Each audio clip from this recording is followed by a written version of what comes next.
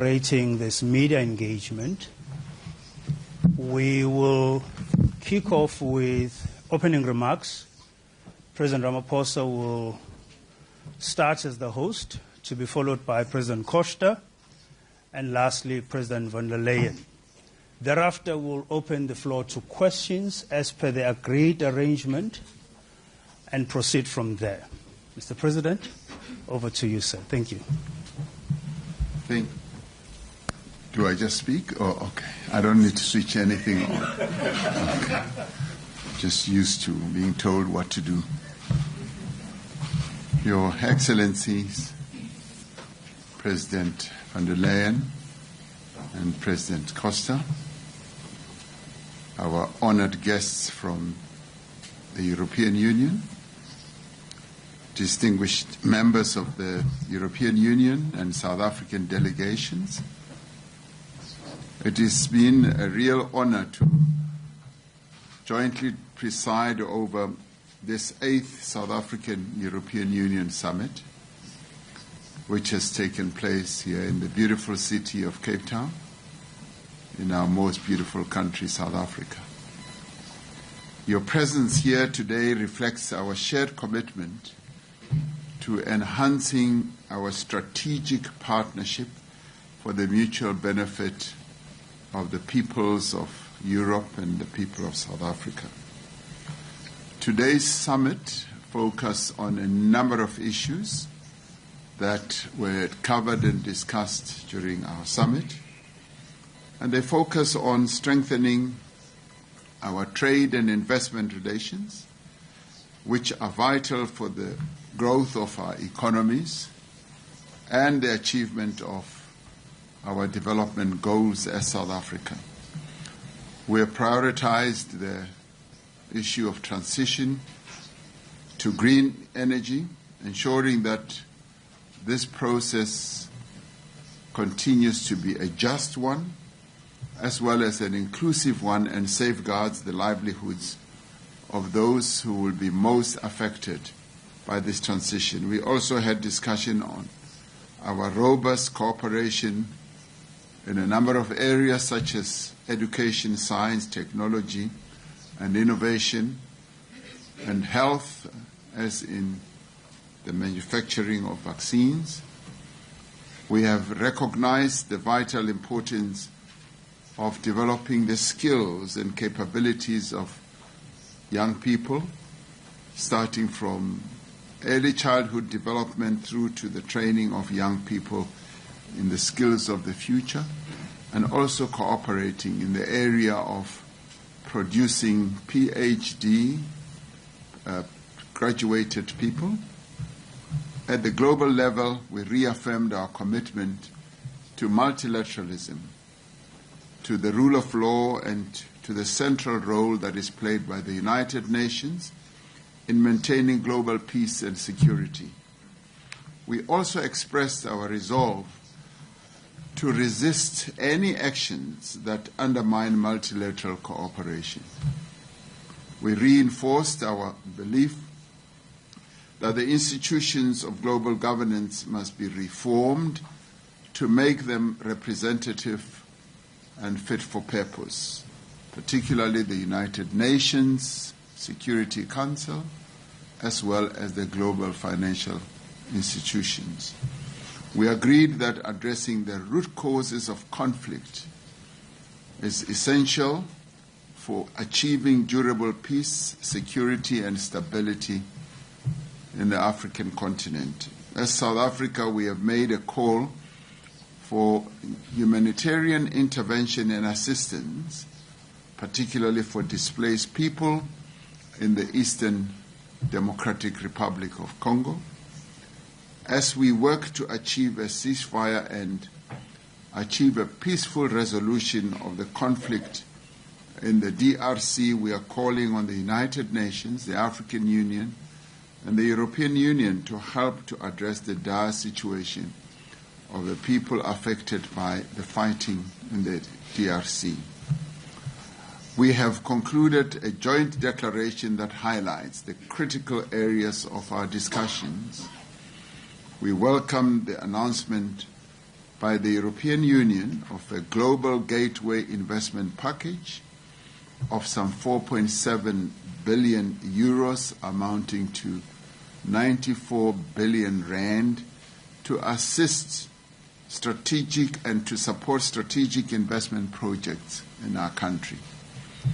The investment package covers areas such as critical raw material processing, green hydrogen, renewable energy, transport and digital infrastructure, local vaccine and pharmaceutical production, and the resources for skills development. To boost competitiveness of our economies, we agreed to launch negotiations towards a clean trade and investment partnership. This will support the development of cleaner value chains for raw materials and local beneficiation. It will also deal with renewable and low-carbon energy as well as clean technology. In addition to mobilizing investment, this partnership will also serve as a very good forum for regulatory cooperation between the EU and South Africa in areas of mutual interest related to clean supply chains as well. This partnership is expected, for example, to deliver short and long-term solutions, to enable a company like Sasol to export sustainable fuel, especially aviation fuel, to the European Union. We look forward to contributing to the EU-Africa Ministerial and Summit meetings later this year. These meetings are important for advancing the African agenda and the EU's Global Gateway strategy, which supports the digitization as well as the infrastructure development across the African continent.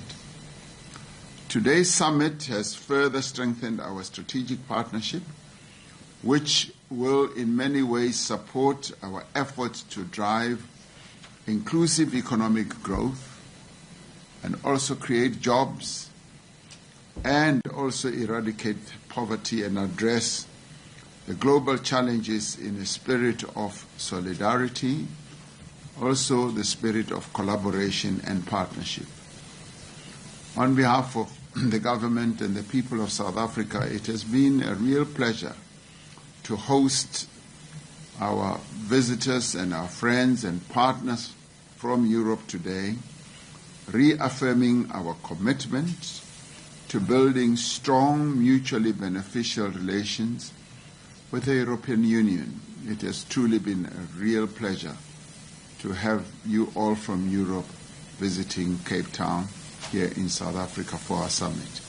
And thank you very much for being here. Thank you.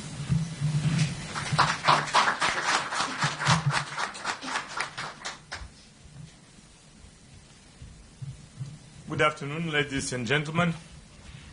It's a true pleasure to be here today in Cape Town together with President of South Africa, Cyril Ramaphosa. Thank you very much, Mr. President. You're welcome. And with the President of the European Union, Ursula von der Leyen. Together, we have just concluded a highly successful European Union South African summit, the first one in 7 years, but one that could not have come at a more crucial moment. The world has changed significantly since our last meeting. We have faced global pandemic and devastating conflicts, including Russia's war of aggression against Ukraine, the crisis in the Middle East, and dramatic conflicts in the African continent. In these turbulent times, trusted partnerships are more important than ever. The European Union is and will remain a strong, reliable, and predictable partner for South Africa. Today's discussions have reaffirmed the strength and depth of our enduring and strategic partnership, one built on shared values, mutual respect, and a commitment to democracy, multilateralism, and a fairer and more sustainable world.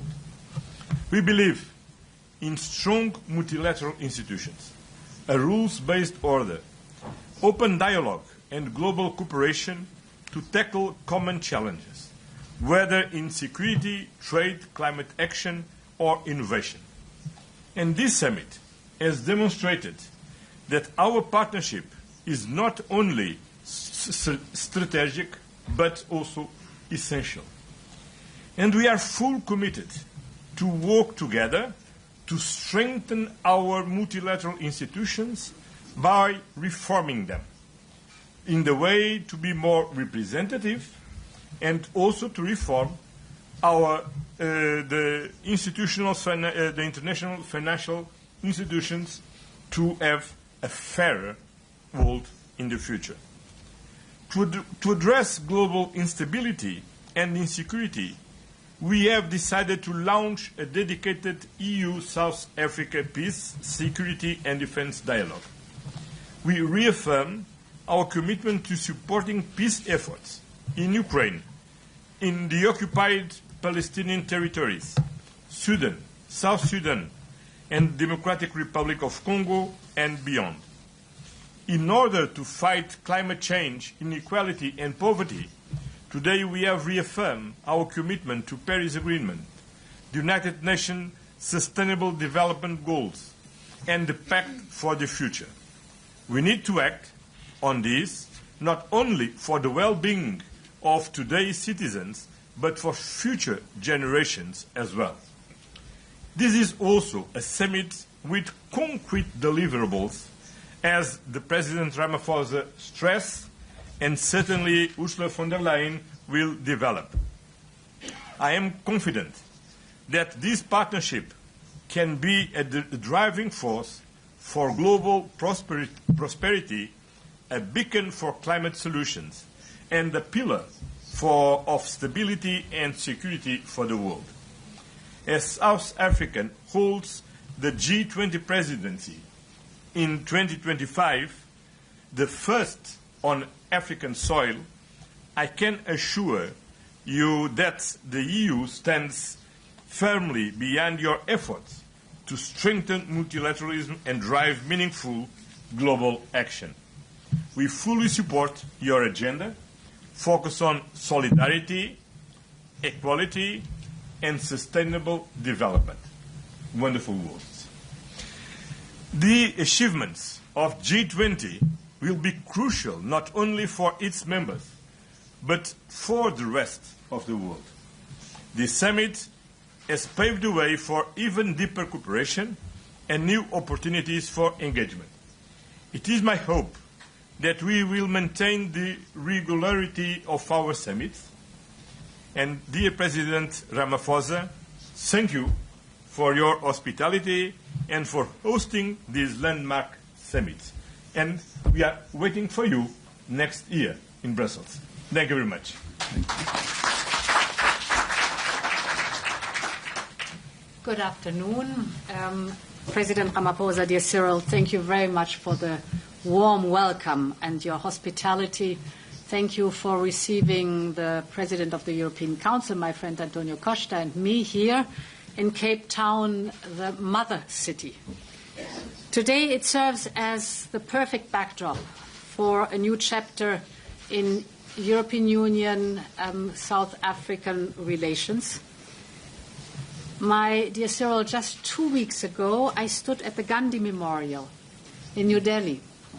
And I reflected on the 21 years Gandhi spent here in South Africa, where he forged the principles that shaped his journey as a global leader.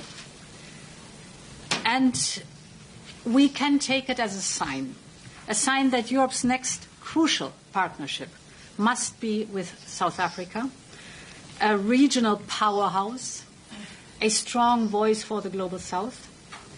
We both are vibrant democracies. We both have chosen unity in diversity. And we are both striving for a safe and prosperous future for our people. We stand for rules-based international order, and we stand for the rule of law over the rule of force. So today, here we are with Antonio at our first summit, Antonio and my first summit together, with a third country. What a perfect occasion. Thank you so very much, and I'm very glad that it is South Africa. Dear Cyril, we spoke together at G20 in Rio in November about green hydrogen and renewables. And today, to open this new chapter in our relations, Europe can contribute with, as you mentioned, the 4.7 billion euro investment package. We call it Global Gateway. As you said, it is around about 94 billion rand. And with this package, we want to work together on three key initiatives. First, together we invest massively in projects that support the Just Energy Transition Partnership. For example, an investment platform that will boost green hydrogen, batteries, renewables, all strategic industries for the future. We know that others are withdrawing, so here we want to be very clear with our message. We're doubling down with our support. We are here to stay. Second point, with this package, we are also investing in connectivity. We're investing in transport corridors like the north-south Lubumbashi to Durban route to upgrade railway and port infrastructure, so important for connectivity. And we are also investing together in digital networks. We will work on fiber and 5G, for example, so that South Africa as a whole country is connected, but also, of course, connected to the rest of the world. Finally, on health, indeed, we both learned bitter lessons during COVID-19, and therefore we support your pharmaceutical industry with 700 million euro because it means vaccines and medication produced in South Africa for the people of South Africa and the wider African continent. And it is both in our shared interest and in the interest of global health that we promote here the pharmaceutical industry, because we know that diseases do not know any borders, so we have to join forces to fight them. This package will already make a big impact on our economies and the creation of good jobs, but now we have decided to go further. The European Union is South Africa's largest trading partner. We are launching now negotiations on a new generation of trade deal. We call it a clean trade and investment partnership. And South Africa will be the first to sign such an agreement. Basically, it is focusing on investment in clean energy transition, from hydrogen to renewable, you name it, but of course very much focusing also on skills, on the new technologies of the future. And important is for us that we develop strategic industries from the start to the finished product. So creating good jobs and growth right here in South Africa. We put a lot of emphasis on what you call, dear Cyril, beneficiation. So that for us it's a key principle that we invest that the local value chain is being developed, that the added value stays here in South Africa.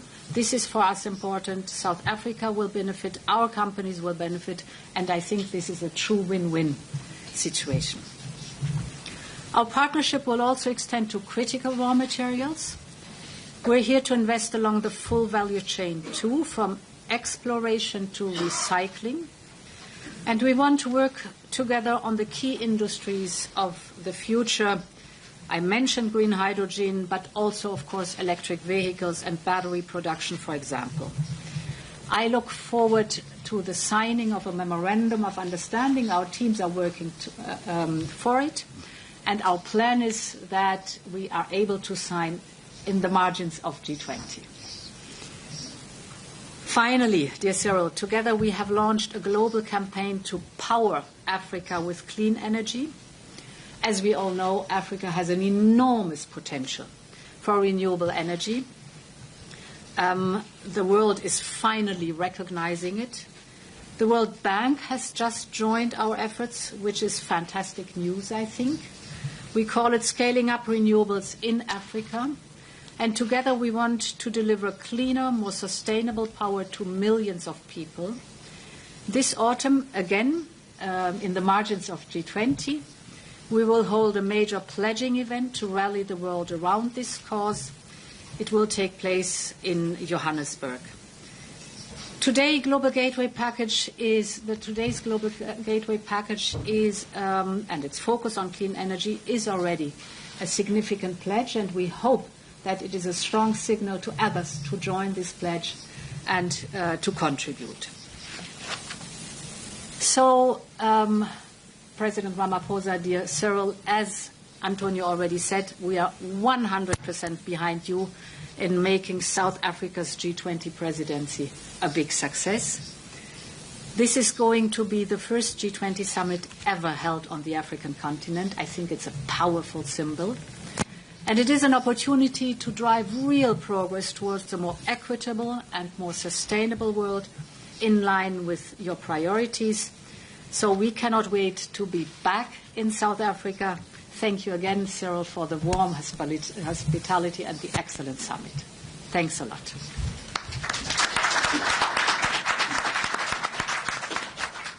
Thank you very much, Your Excellencies. We will now open the floor to questions.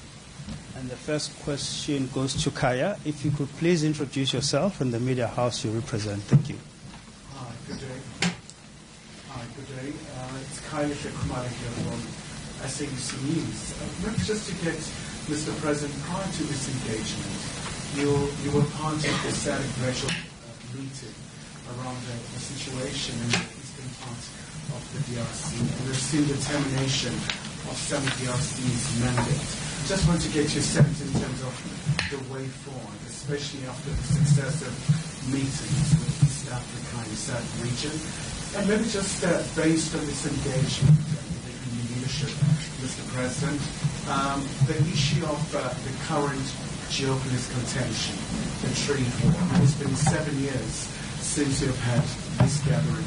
Do you think perhaps the current situation, the geopolitical tension we see, do you think it really expedites things to really see South African EU leadership really having this gathering? Thank you so much.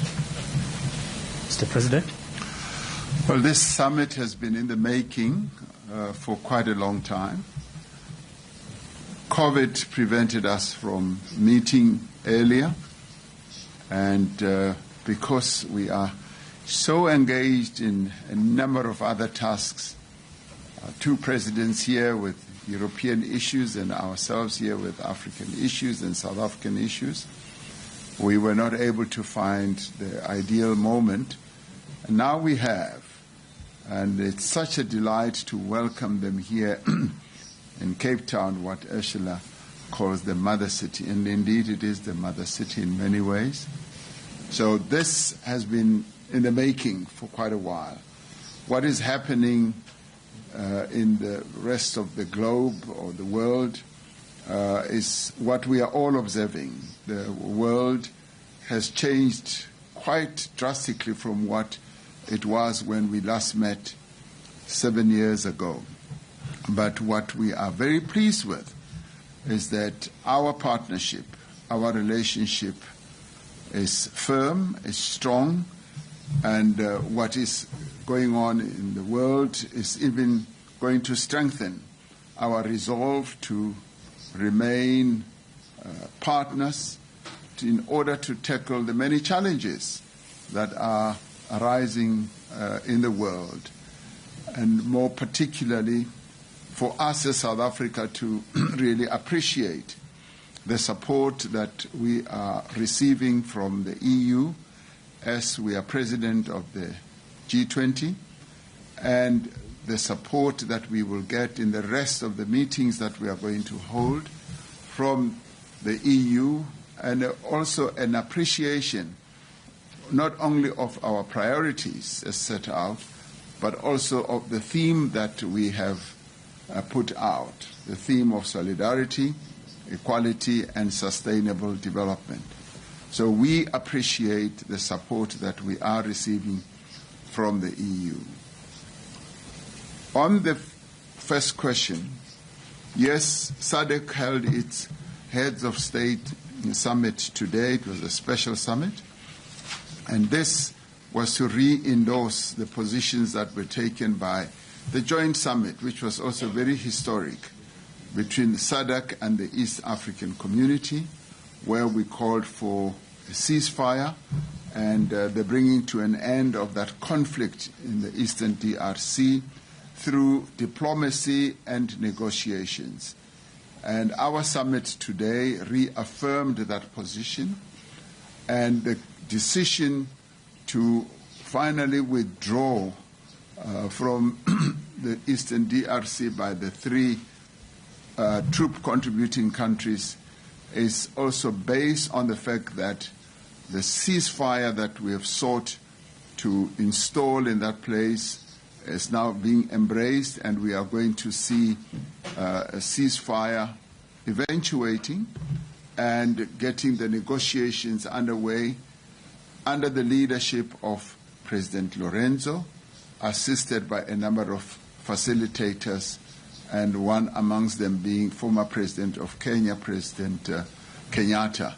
So that, for us, is a confidence-building measure that enables us to then have a phased withdrawal from the Eastern DRC, and hoping that we will get the support that is needed from a humanitarian point of view, and indeed from a political point of view, to make sure that that ceasefire holds as the various parties, both state actors and non-state actors, parties collaborate, ensure that there is a permanent peace in that part of the world, so that the people of the DRC can carry on with their lives on a peaceful basis. So it is a forward movement of installing peace in the Eastern DRC.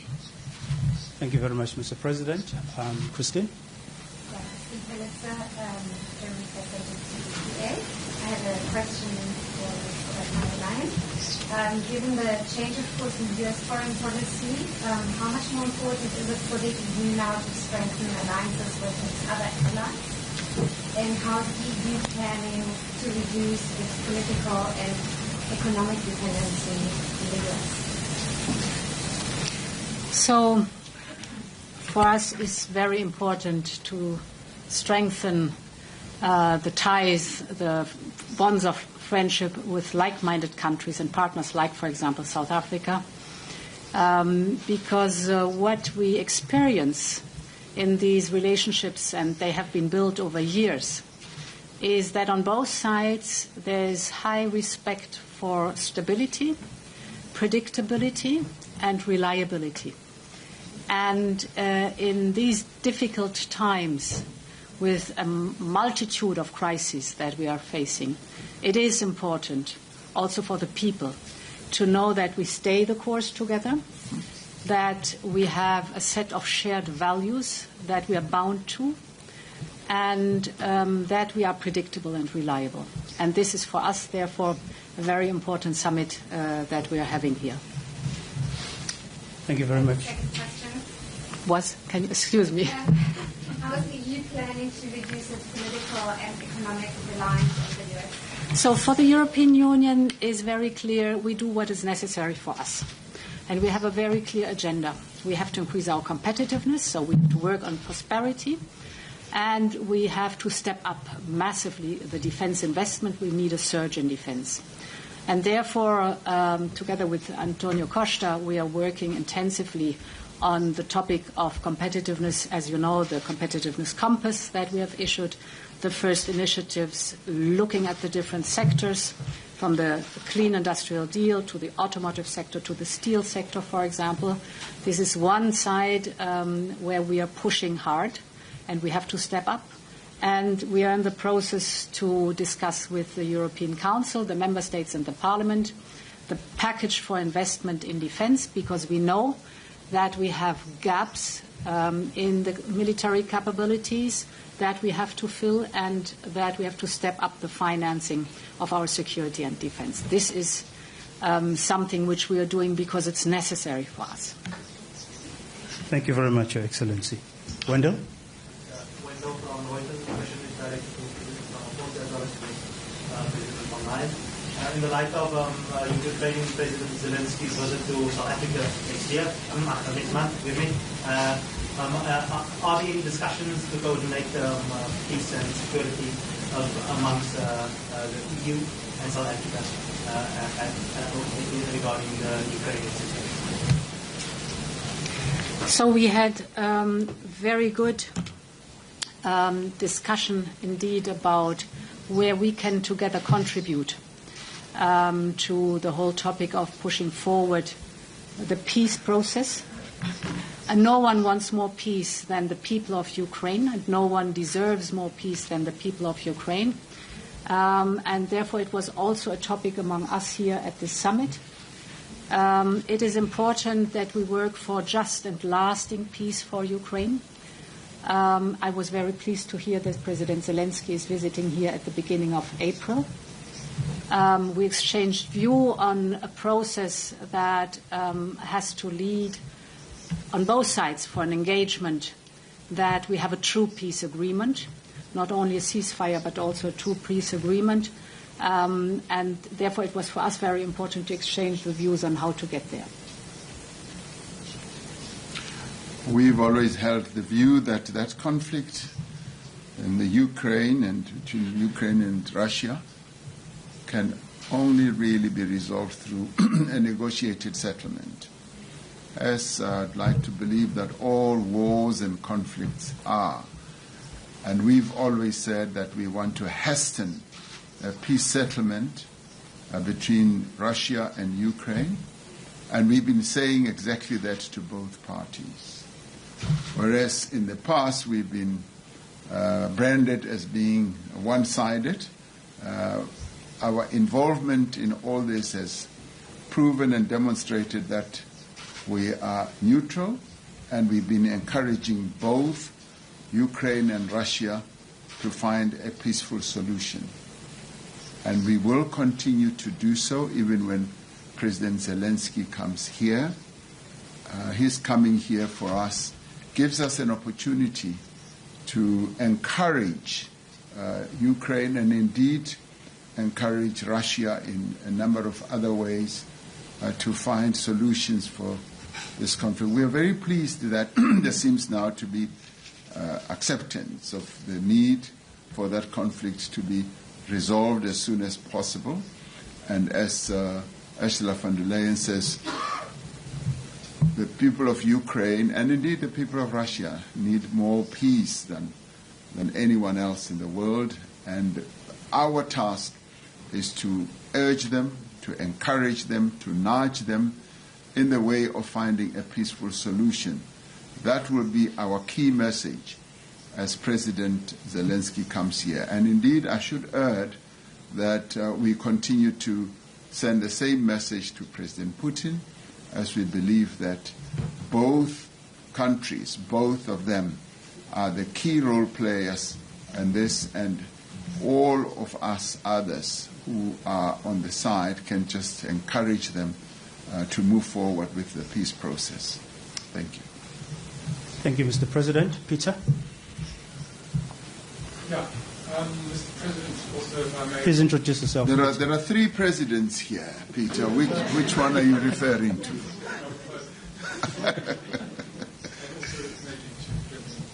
Sorry. My name is Peter Fabricius from Daily Maverick. I have a question about CBAM, the Common Border Adjustment Mechanism. I understand that South Africa has some objections to aspects of it, and that it will be discussed in the Senate, or that possibly looking for some kind of concession or postponement or extension of the application of it. I wondered if you could just give us some idea if it was discussed, if it was resolved, or some compromise that you will be. Yes, it was discussed. It was a part of the discussions that ensued between South Africa and the European Union, and I'm glad to say that both of us are well disposed to finding a solution, and we are going to continue with our discussions. We have put certain proposals, and we are going to continue engaging. As we often say, there's always a solution to every problem or challenge, and we don't really see this one as an insurmountable one. So the various proposals, extension or some form of consideration or exemption are some of the issues that are being discussed. And we will find a very good, mutually beneficial solution on this matter. And so if you are able to stick around until November, you may well hear some good news. Thank you. Yeah, we are in the process of listening very much to each other. What is necessary, important is that CBAM is a climate measure. It's not a trade measure, it's a climate measure. What are we doing? We basically put a price on carbon, and it is good to see that carbon pricing works. South Africa has also established its own carbon tax. It's a bit different than our emission trading system, but we have the same general approach that if you pollute, you have to pay. If you do not want to pollute, you engage in innovation or decarbonization, and this is rewarded. Very important is, as South Africa has a carbon tax paid by South African exporters, this will be deducted. This is very important. So no one has to pay twice. Very important message. And then we listened also to the worries and the concerns of South Africa and others, and we have started a process of simplification. We have basically, the process has to be finished in Parliament and Council, but we have proposed as Commission to exempt more or less 85%, up to 90%, I even think, of the companies, the scope of the companies that are falling under CBAM. So a huge amount, if not all, small and medium, anyhow, companies will be exempted not to do the work on CBAM, so a strong step into simplification. And our teams are working on the details that are now specific for South Africa and the European Union. Thank you very much. Winnie? Yes. Hello, it's a question, Winnie from Radio France. It's a question for Ursula von der Leyen. Today, President Donald Trump threatened a 200% tariff on European champagnes and wines as a retaliation of the tariff on American whiskey. What will be, should be the answer of Europe? We don't like tariffs because we think that tariffs are taxes and they are bad for business and they are bad for consumers. We've always said that we will at the same time defend our interest. We've said it and we've shown it. But at the same time, I also want to emphasize that we are open for negotiations. The Trade Commissioner is in contact with his counterpart in the United States, and they will have a phone call tomorrow on exactly this issue. Thank you very much, Your Excellency. Caroline. I've got an extra question for President Ramaphosa on the DRC. You say it was done in the context of the ceasefire, but I mean, we all know the situation at the moment, how fragile it is. What are the consequences of new troops leaving? Would it in question that you troops would go back under maybe the African Union or under another kind of umbrella? And what is the timeline? I mean, are the boys going to be back home in a few weeks, in a few months? I mean, how do you foresee that withdrawal? And another question for the European Union. You're talking about a global envelope of 4.7 billion, but I'd like to know what is actually the money devoted to the just transition in South Africa. The US has withdrawn $1 billion. It's a huge amount compared to the whole transition plan. Is the European Union going to basically fill the gap of what the US is saying in a way? What are the exact figures? Mm-hmm. The exit or the withdrawal, better still, is going to be a phased withdrawal from the DRC, and it will take into account the existing conditions as they evolve on the ground. Yes, the situation is precarious, but the peace as it is now is holding, and we're hoping to consolidate that as the withdrawal process moves on. And it should be seen as a confidence-building measure to consolidate the ceasefire and the peace. One of the other issues that will consolidate that is the commencement of negotiations and talks between state actors as well as non-state actors.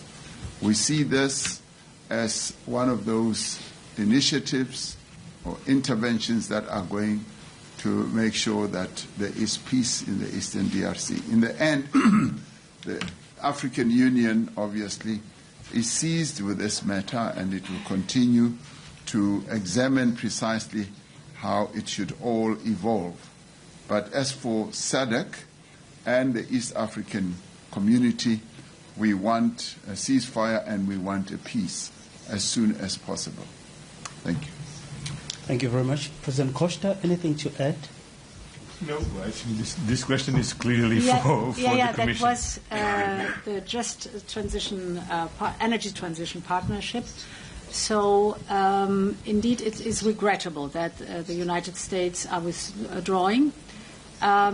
What we now have discussed, the 4.7 billion euro under Global Gateway, is fresh, is a new money coming. It's independent of the withdrawal of the United States. It is a Team Europe effort, if I may call it that way. So our signal is very clear. We stay the course. We think it is an absolute excellent project. We have plenty of work ahead of us, good work ahead of us, and therefore this fresh investment from Global Gateway independent of the withdrawal of the United States. Thank you very much, Your Excellencies. Ladies and gentlemen, that brings us to the end of this media engagement session. You may take leave of us, Your Excellencies. Thank you. Thank you. Thank you. Good as usual.